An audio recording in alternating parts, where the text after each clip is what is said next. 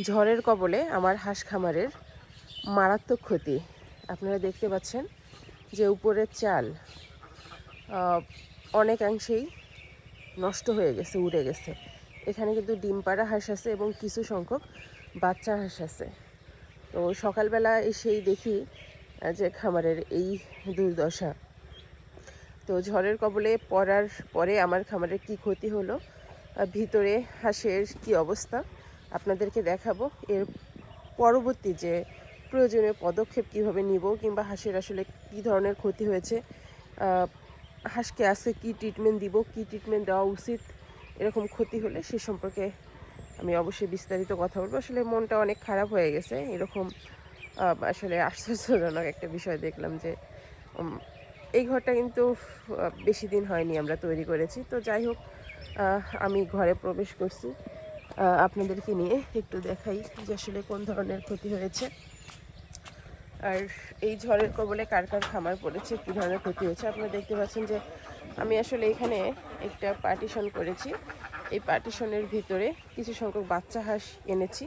আসলে আনার প্রসেসটা গত পরশু দিন থেকে শুরু হয়েছে। আমরা এক খামার থেকে অন্য খামারে স্থানান্তর করছি। এখানে ম্যাক্সিমাম কালো হাঁসের বাচ্চা আছে। এগুলো আসলে আমি ঈদকে টার্গেট রেখে পালন করছি। এগুলোকে আমি ঈদে মাংসের জন্য বিক্রি করে দেবো, সেইভাবে খাবার, মেডিসিন, যত্ন নিব। আর এখানে দেখতে পাচ্ছেন যে ডিমের হাঁস আছে, এই যে ডিম পেড়ে রেখেছে।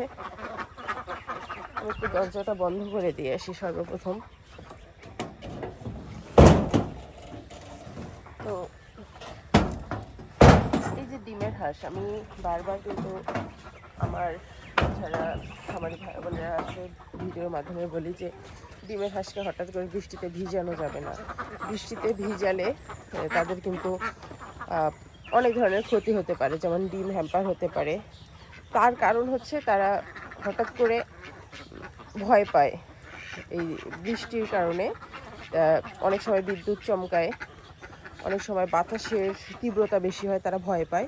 আর সেই সময়ে যদি এভাবে ঘর ভেঙে তাদের শরীরের উপরে পানি পড়ে, ভয় পাবে, ঠান্ডা লাগবে, আরও অনেক ধরনের ক্ষতি হতে পারে। তো নর্মালি বৃষ্টিতে ভিজালেও কিন্তু ঠান্ডা লাগে।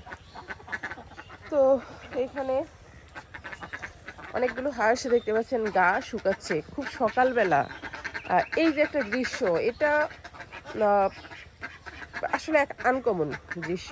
কারণ সকালবেলা তাদের গা ভিজা থাকার কোনো কারণ নেই, কারণ যতই গরম হোক আমি কিন্তু এত সকালে হাঁসগুলোকে ছেড়ে দিই না। আপনারা জানেন যে সকালবেলা উঠে আমি খাবার দিই, পানি দিই। তো সকালে এসেই দেখলাম যে এরকম গা শুকাচ্ছে, তার মানে সারা রাত এরা ভিজে গেছে।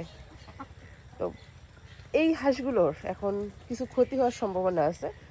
দেখেন যে একেধারে তারা ভয় পেয়েছে, বৃষ্টিতে ভিজেছে, এবং তারা কিন্তু অনেক দৌড়াদৌড়ি করেছে। এই যে উপরে যে চাল ভেঙে হঠাৎ করে পানি পড়েছে, বিদ্যুতের যে বজ্রপাত হয়েছে, তো যার কারণে হাঁসগুলোর অনেক ক্ষতি হওয়ার সম্ভাবনা আছে। তো সকালবেলা আমি অবশ্যই এদেরকে প্যারাসিটামল দিব। এখনও টিপটিপ করে বৃষ্টি পড়ছে, এখনও কিন্তু রানিং পানি। আমরা এই সকালবেলায় কিন্তু এই ঘরটা মেরামত করতে পারবো না, শ্রমিকের দরকার আছে। তো আমরা এটা জিও শিট দিয়ে করেছিলাম, নিচে পলি ছিল। তো এই যে পুকুর পাড়ের এই পাশটা কোনো না কোনোভাবে হয়তো বা একটু একটু হলেও তো এখানে গ্যাপ ছিল, এই গ্যাপ দিয়ে আসলে বাতাস প্রবেশ করেছে, আর প্রবেশ করার ফলেই এই ক্ষতি হয়েছে। এখনও আসলে ক্ষতির কোনো পূর্বাভাস কিংবা হয়তো বা সিমটম আমি দেখতে পাচ্ছি না, কিন্তু একটু পরেই শুরু হয়ে যাবে আমি যদি প্রয়োজনীয় পদক্ষেপ না নিই। তো অবশ্যই প্রয়োজনীয় পদক্ষেপ নিতে হবে। আর আপনারা যারা খামার করছেন, বৃষ্টিতে এরকম সমস্যা হচ্ছে, কিভাবে হচ্ছে, আর প্রয়োজনীয় পদক্ষেপগুলো কিভাবে নিচ্ছেন একটু জানাবেন।